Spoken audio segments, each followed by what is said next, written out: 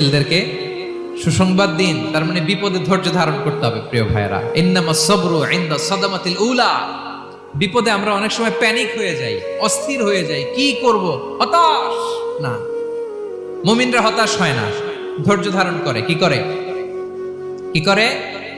ধৈর্য ধারণ করার শক্তি দাও গো মেহেরবান আমায়, দাও গো মেহেরবান। পড়েন, ধৈর্য ধারণ করার শক্তি দাও গো মেহেরবান আমায়, দাও গো মেহেরবান। সবাই বলুন একসাথে, ধৈর্য ধারণ করার শক্তি দাও গো মেহেরবান আমায়, দাও গো মেহেরবান।